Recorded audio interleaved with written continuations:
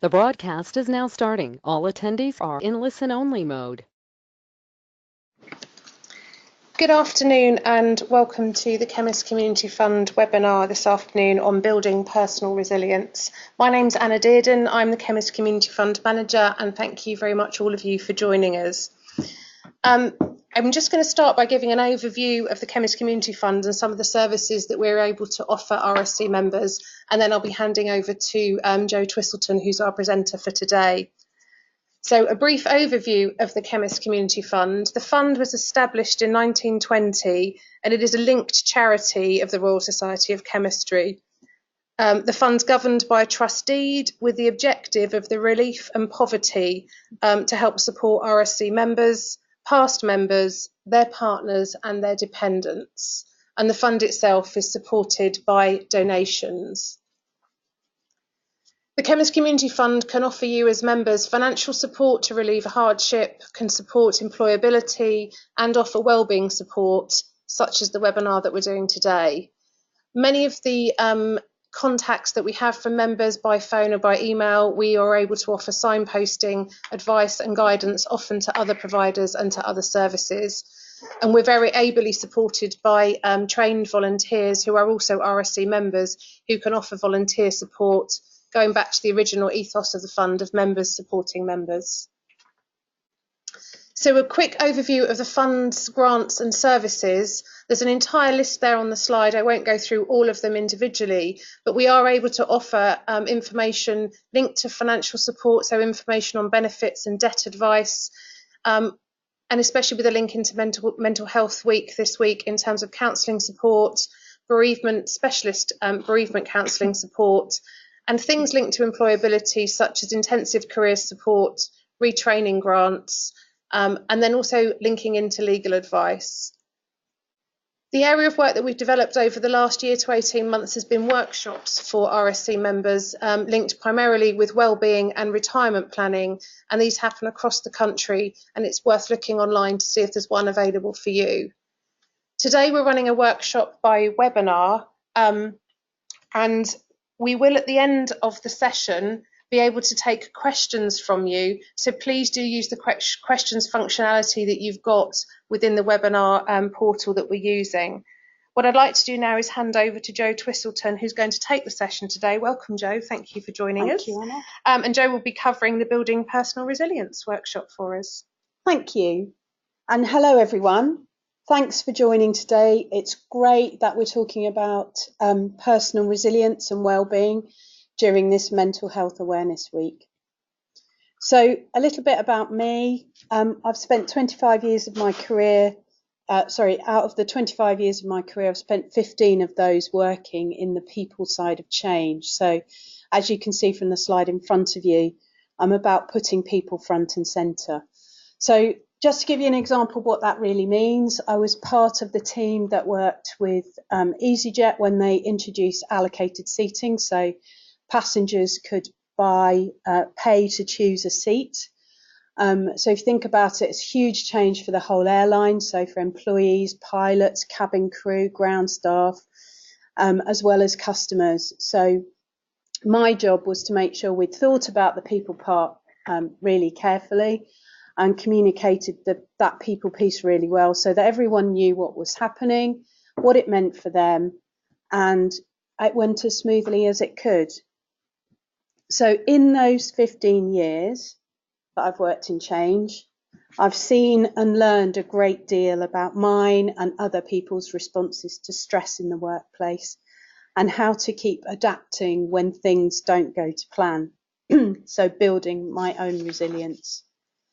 My own experiences form part of my interest in this area, and almost 20 years ago I was signed off with stress from work, and I distinctly recall asking my doctor to use the words chest infection rather than stress on my sick note so my boss wouldn't know. It wasn't something that was really discussed at that time. So I'm really happy that things are very different now and we have an opportunity to talk about these things much more openly. As a result of my interest in the impacts of change, I qualified as a leadership coach, which I now incorporate into my consultancy work, and I've studied stress in the workplace. I now support organisations and individuals primarily going through change. So I'm absolutely delighted that I'm here to talk to you about this today. One last thing in terms of the world of work, a recent Gartner consultancy research paper mentioned that 70% of organisations expect to increase the number of change initiatives they'll be undertaking in the next 3 years.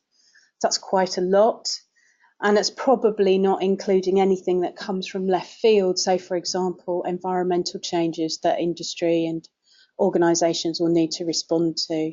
So this point about resilience and our ability to build it is really, I believe, really important. So that's me. Before we get started, I'd like to spend a few minutes looking at a couple of terms so that we're all singing off the same hymn sheet. So if we start with resilience, most people that I talk to think it's around being able to bounce back. There's a little bit more to it.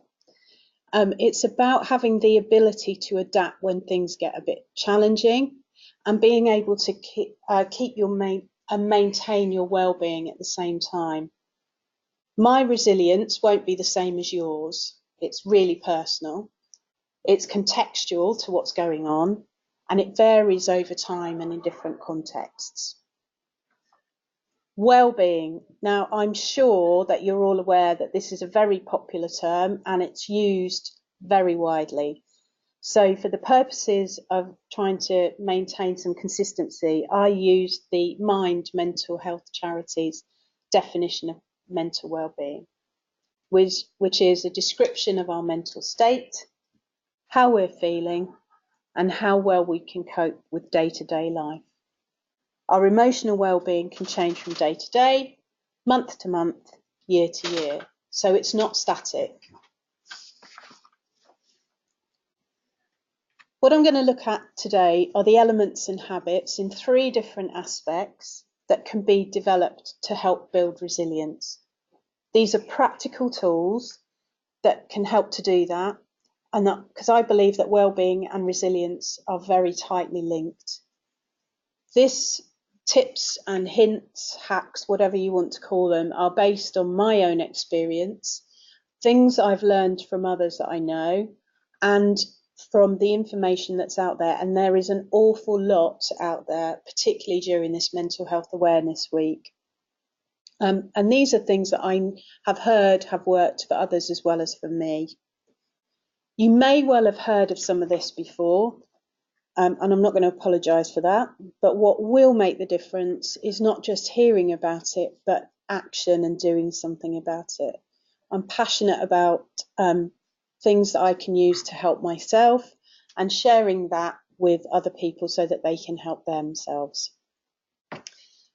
What I'm not talking about is trying to be perfect and doing all the right things. You may see news articles of celebrities sharing their day in the life of, which starts at 5 o'clock in the morning with meditation and yogurt and walks and all sorts. This is not about this. This is small things that can make a difference, being on the right path to looking after ourselves and creating habits that will help us do that. I know that we've got a range of different people with different backgrounds here today. So what I've tried to do is make sure we're talking about things that apply to as many different circumstances as I can. I really believe that we can build and develop resilience. And again, you'll hear me say this quite a lot over the next 20 minutes. It's little things every day and building new habits that can make changes over time. So as I said, I look at this in 3 main areas with the aim of having a balance in physical, mental and emotional areas.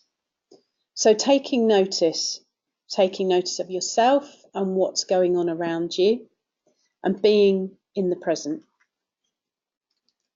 Looking after yourself. That's again physical and mental, but it includes things like learning new things, learning from experience, being active, and making social connections.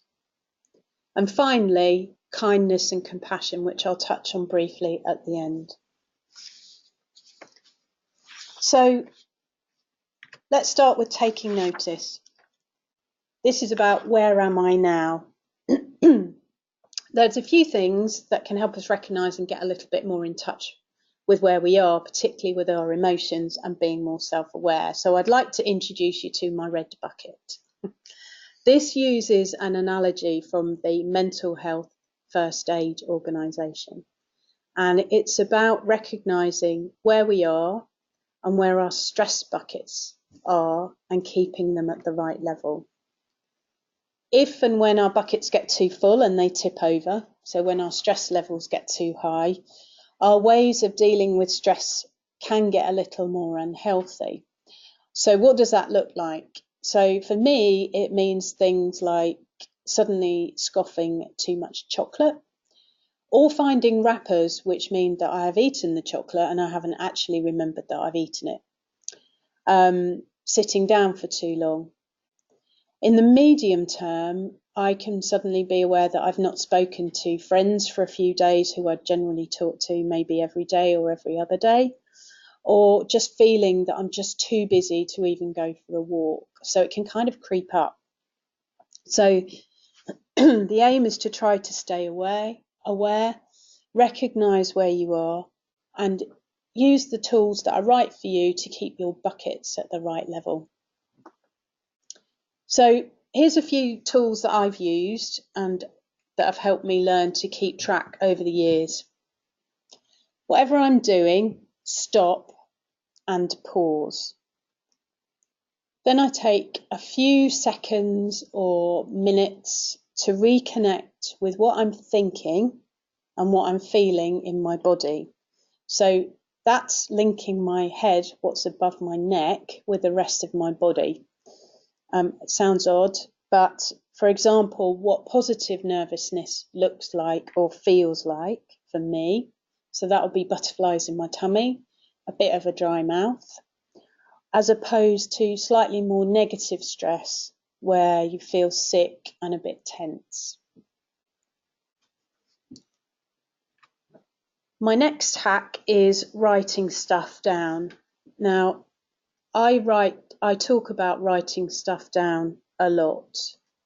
So I use this in many different ways.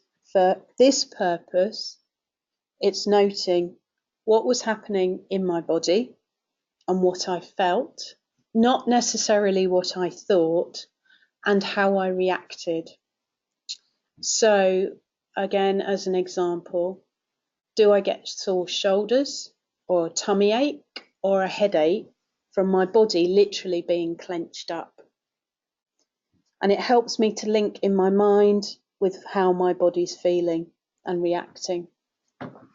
Now, as well as writing things down, I've had feedback from others that dictating in phones or writing things down on notes on their phone works equally well for them. It's whatever works for you that helps to achieve that goal.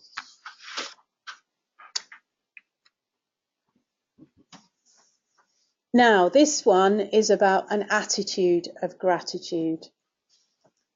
In research reported in Psychology Today, a study with students showed that their writing in their gratitude journal for 15 minutes at the end of the day helped them sleep longer and better afterwards. So how do you do it? It's quite straightforward. So it's simply taking a few minutes before bed, thinking about your day and picking out 3 positive things and writing them down that you're grateful for from your day. So if I give you an example of one day last week, which was my 3 things, was the fact it rained. I was missing the rain and my garden was missing the rain big time. Finishing my slides for this presentation and then getting an unexpected call from a friend that I hadn't spoken to for a few months. So they were my 3 positive things from the day. There are apps that can help you with gratitude. It's quite a growing area, so it's one of the things I would really recommend, just taking a few minutes at the end of the day. Looking around you, I found that consciously concentrating on things that are happening around me rather than the chatter that's in my head helps me notice more. So literally walking here to the Royal Society of Chemistry today, I was trying to consciously listen to what was going on around me rather than to try and turn myself off from being nervous about doing this webinar. So it was things like listening to birdsong or looking at the trees that were around me. They sound like very small things, but they do make a difference. I'd just like to put this slide up and invite you to have a look at it. Spend a few minutes just looking at some of the statements on here. Now, these are statements of mine and statements of friends and colleagues that I've captured over the last few months.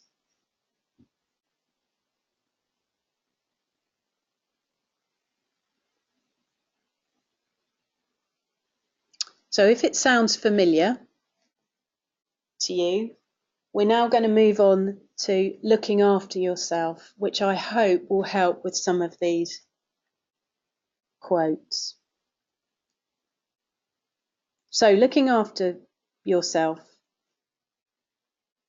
physically. So you've all heard this before, ad nauseum, everyone says it, get more exercise. It can be really tricky when you have a busy day and you suddenly find that it's 7 o'clock, it's time to eat, and then you're thinking of going to bed and you haven't done any exercise. So the only recommendation, the best recommendation I can make really is to try and build it into your everyday normal routine. So for example, whatever you're doing at lunchtime, try to get outside if you can, even if it's raining, go for a walk. Sitting is another area where you can make a difference. I've seen reports over the last few months about sitting being the new smoking in terms of how unhealthy it can be for you. And it's a very big area of discussion. I try to move every 20 minutes. You can read different recommendations, but 20 minutes works for me.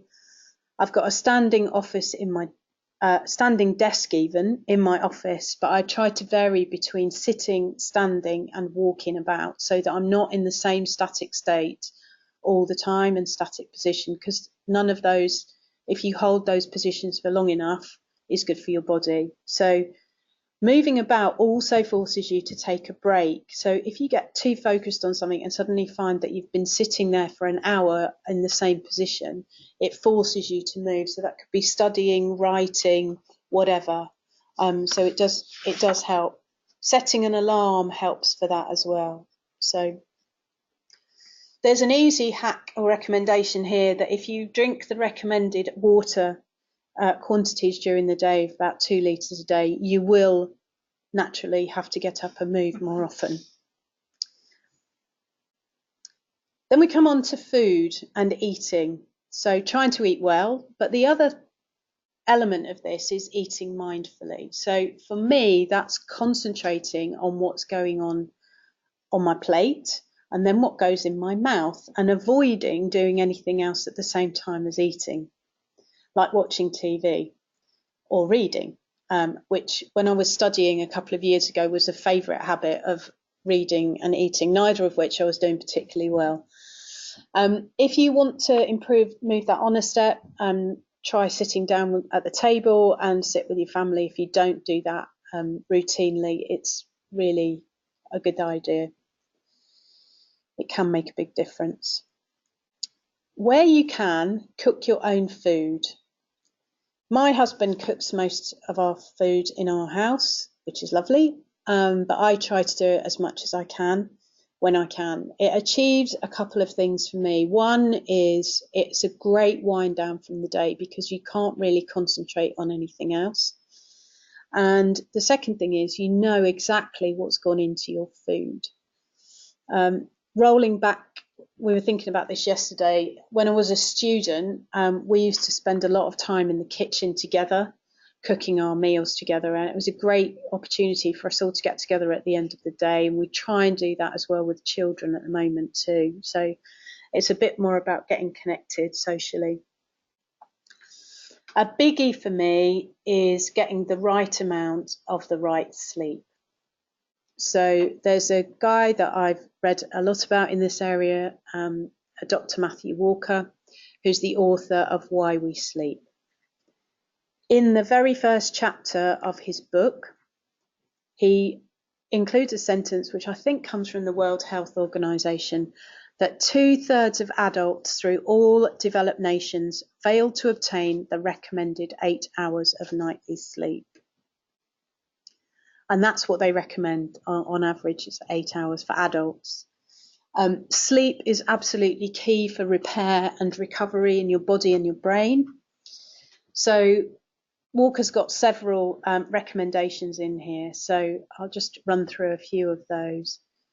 There is a recommendation to avoid the blue light from your phone and your laptop, so screens basically, too close to bedtime.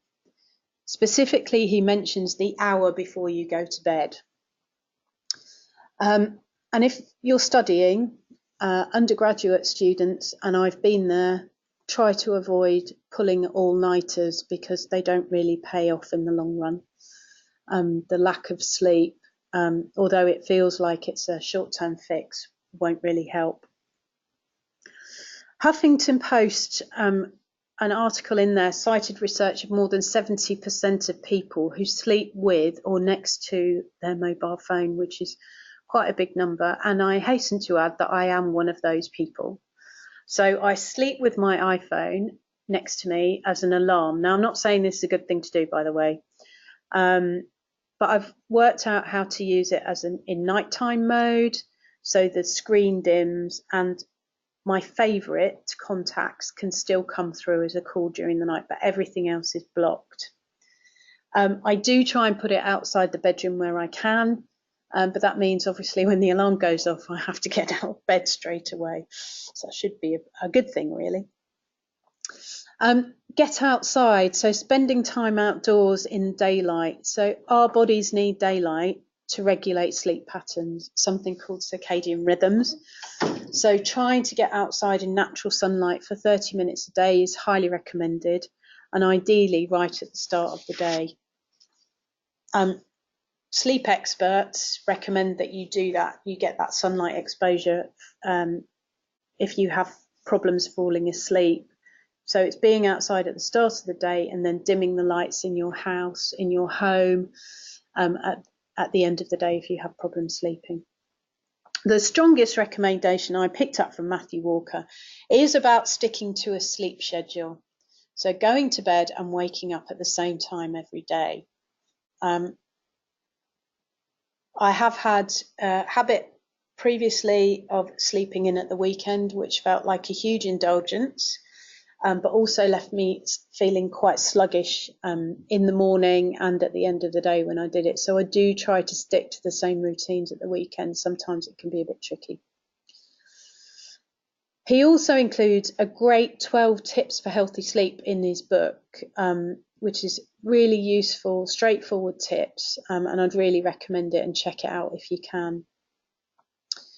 Finally, in the same vein of getting outside, I try and spend time in nature. I find it really helpful. Again, I've mentioned before about consciously focusing on stuff outside yourself, but it gets you out in the daylight that you need for your sleep.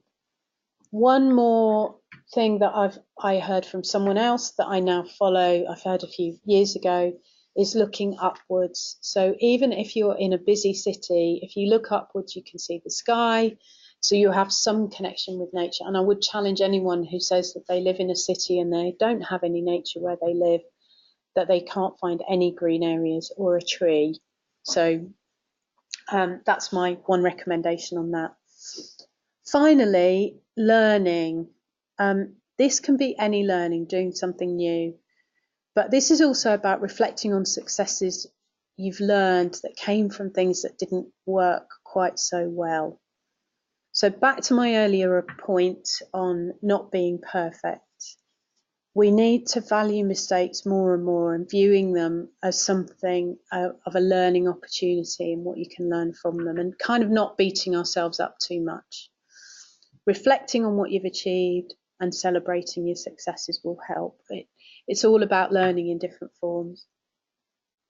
And finally, doing something outside work. So US research has shown that people who do something outside work, going for a walk, yoga, playing a musical instrument, whatever. I'm trying to learn the guitar. It's taken me years. I still can't do it. They sleep better. So try to make time for a hobby or do something different if you can. And again, I'll say it's finding small ways to do things differently. This isn't about being perfect. It's about introducing small steps that can make a difference. Moving on to mental aspects. So keeping perspective and being mindful. I'm sure you'll agree with me, I hope you do, that we all have an inner chatter voice. And when that gets a little loud, I try to turn down the volume. So I slow down my breathing, and I consciously try to change the self-talk in my mind and take time away from the situation. So as an example, when I work at client sites, I try to make time to get outside, even if I've worked at, as I said, when I worked with EasyJet, that meant going into a busy airport. It's a change of perspective. It's a change of environment. And then being mindful and reflecting. It helps me to think about what's happening and learn from it. I've also personally found mindfulness to be a really good tool. If you want to learn more about it, there's lots of different ways to learn about it. One easy way to start is to read a book by Ruby Wax. She talks a lot about mindfulness. She's, I think, on her third book, but they are really helpful at being able to understand a little bit of some of the easy tips. Support and social network. Alongside sleep, this is one thing that I can't stress enough in terms of importance for me, especially if you work alone. I often work by myself at home, so I have to actively seek out people to talk to during the day, and that's even on the phone. Otherwise, I can go sort of 8-9 hours without speaking to another human being. And that just doesn't feel right. I look for people who get me, who get my motivations, where I'm coming from, and they can support me, and equally I can support them. That can be family, friends and colleagues, but they really help me feel connected. As I said, give me support and I can support them too. Multitasking, I'm just going to mention this briefly. Multitasking for me doesn't work. I've done a very small straw poll amongst friends and colleagues, and we all try and do it, but we don't do it very well. There was research published by the American Psychological Association that explains why, in that productivity can be reduced by as much as 40% by the mental blocks that get created when you switch between tasks. So your brain needs time to readjust as you're multitasking. So creating sprints with breaks between activities tends to help better. Control. Now, from my experience in change, it's important to feel that you have some element of control in your life, especially when things can feel a little bit out of control. But these are some of the things that I feel that I can have control of, even when things feel like I can't. So I'll just pick out a couple. So what I read or watch. So I tend to watch TV that isn't something that kind of takes me out of myself, or comedy. So that when I have something that I can control, that's my ability to do, that's within my gift. How I speak to others and how I speak to myself, again, are areas that I have some element in control over. And again, what I mentioned before about what I eat and drink. So I try not to eat too much unhealthy food, for me anyway, and how I spend my time. So finally, just quickly looking at compassion. So this is what the Dalai Lama talks about when he talks about compassion. So a gentleman called Rick Hanson has a book called Resilient, and he talks about compassion in one of the chapters. For him, it literally means getting on your own side and being kind to yourself and others. So it's kind of an art, not an art, it's something to learn, but being on your own side and then being kind to others really does make a difference. So I'm just going to, that's just talk about what we've talked about already, just give you, and that's a very small overview of some of the practical things that I think help to build resilience and well-being. We're not superheroes, we're not perfect. So if you can take one or two of these things or find some other things that will help you, looking after your physical health really does help. Being able to learn and reflect, particularly when things haven't gone as well or in the way that you expected them to, but taking the successes and achievements that you get from those is really important. Building your support network, particularly when you work alone a lot, and again, as I mentioned, I do this a lot, is actively seeking out people to speak to. Recognising what you can control in your day and make up your own list of what you think you can control. Growing your self-awareness, so listening to yourself a little more and being nice to yourself, to be honest, in terms of that compassion piece. But as I've mentioned several times, this is about small ways that you can make a difference. It's not trying to be perfect. It's not trying to change the way that you are. And it's not trying to be a superhero. So do ask for help if you need it. And remember, this is a marathon and it's definitely not a sprint. So that's me. Thank you very much. Thank you so much for that, Jo. I think there's some really good tips and ideas for all of us there. There's definitely some small steps that I think I can go away, consider and apply to my own life. And I know there's certainly where when we planned the session today, I've gone away and thought through and made some small changes to things as well. So we are now joined also by Dawn McGahn, who's one of our case specialists for Chemists Community Fund, who's also here. We're going to take some questions for the last 10 to 15 minutes if anyone has them. So welcome, Dawn. Thank you, Anna. We had a couple of questions in advance, so I'll ask them if that's okay for you to then respond, Jo and Dawn. So one question we had was how to manage education stress so as to prevent mental health affecting people's studies. So, Jo? This is a really interesting question. And I took it from my own perspective, and then I asked a couple of students, one of which is my stepdaughter, about her views on this as well. So this is from an undergraduate perspective, and also from when I was studying a postgraduate, trying to fit it all in a day, as well as doing other work. So a few things it's sometimes really difficult to get a routine, making time for exercise, particularly when it gets around to exam time, and just even getting any time to yourself that isn't around study. Getting enough sleep, as I talked about, not pulling all-nighters, done it myself, got the t-shirt. Drinking too much coffee is another favourite not to do anymore. Really valuing learning from mistakes, so picking up things from what you learn constantly really does help, and asking for help when you need it. I've said this previously, we're not superheroes. Be open, talk about it if you're finding it challenging, because study can be quite stressful. The period, particularly around exam time or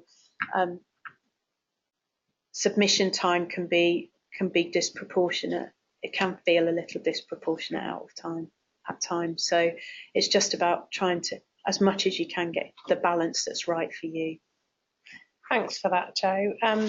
Another question that we've had in is, I suppose this is to both of you. Perhaps I'll go, Joe, if you've got a comment first, or pass over to Dawn. So, how do you find resilience when you've been knocked many, many times and you feel you've got nothing left to give? So, when you feel you've done that, but how do you do that when you feel you've been knocked?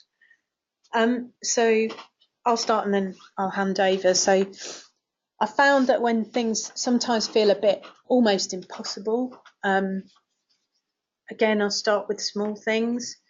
So it can be really small things that I kind of appreciate every day that can start to make a difference.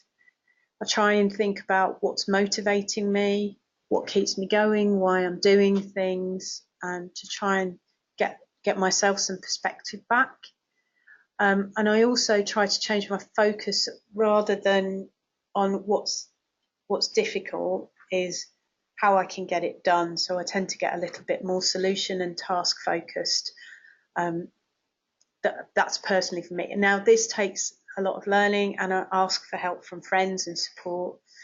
But if it does feel like it's too much on your own, then ask for help. I just ask for support, and I've done that as well in the past. So I think that's a great link into Dawn, because I think, Dawn, what the fund's able to provide to members and those approaching us, it is that additional level of support, isn't it? Absolutely. And I think if people are feeling overwhelmed by their situation, yeah, they can certainly contact the fund. Either they can telephone us or by email.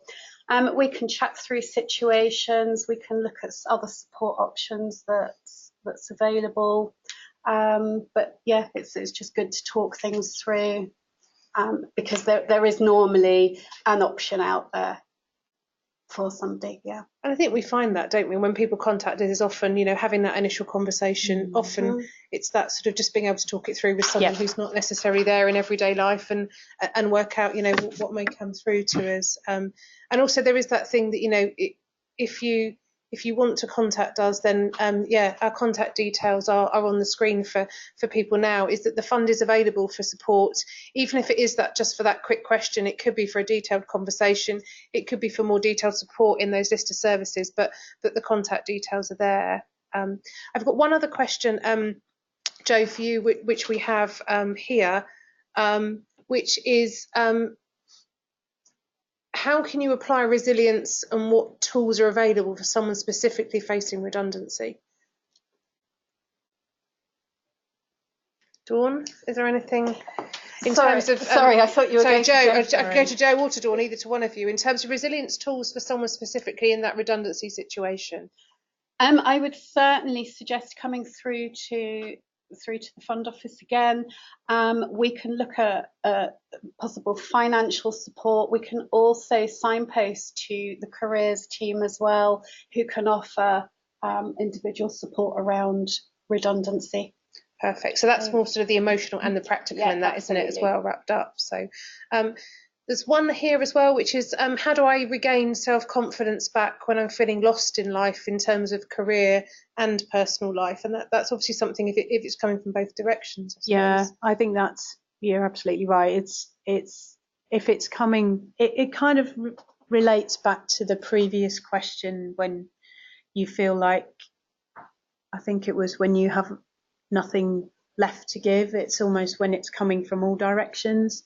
So again, I'd really like to focus on that small steps, get some quick wins for yourself that might feel like small things.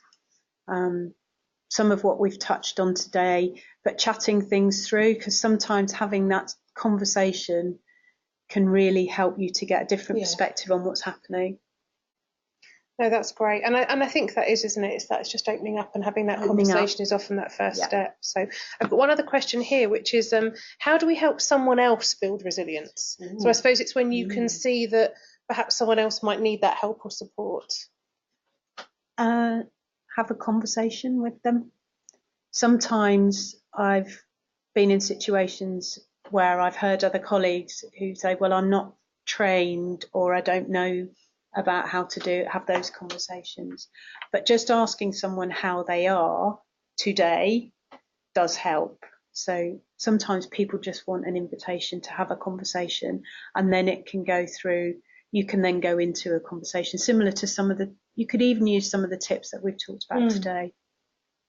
I think there's a couple of questions there. One that talks about sort of that lack of control and feeling when perhaps you're not in control of a situation in whatever scenario it is. That I think some of the tips you mentioned about control today, about sometimes you can't control everything. No, it's about trying to work out what is within your control. I think was what you were saying, Jo. Yeah, it's working out what's in your gift to be able to control. And I mean, if I take kind of a subject I'm quite passionate about, which is climate change, I can't control what happens in other countries, but I can do something about what I recycle, how often I drive my car, that kind of thing. So otherwise things get a little bit overwhelming. So it's how do you create your own perspective and areas that you can control, the same that I talked about on the slide earlier. Yeah, no, thank you for that. And I think we've merged a few of the questions together there in terms of control and different circumstances. So and there's no more questions that are coming through at the moment, and I'm really mindful of time, and it's probably people's lunch breaks and they probably want to stand up and go outside, get some fresh air and some sunlight on what looks like quite a nice day out of our windows. So I just wanted to say to everybody, the session today has been recorded, so do visit the RSC YouTube channel over the next few days, where the recording will be available if you want to go back over the slides or the recording, or obviously if you want to share it with others who are linked into the RSC membership or your own sort of partners as well, that will be available online.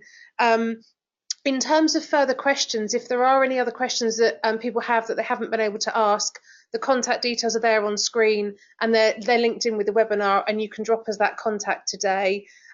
We've got a few questions and comments coming through from people thanking us for the webinar. I just wanted to make sure we thank all of you for joining the webinar, or if you're listening again, for listening, but very much a thank you to Jo for the time that you've given us today, and the tips and ideas. And I'm going to go away and look at some of those gratitude journals, and when we finish today, I think, Dawn, we might be off for a walk in the sunshine. So thank you all very much for joining us. And if anyone does wish to follow up with us, then please do get in touch either by phone or by email. Thank you. Thank you.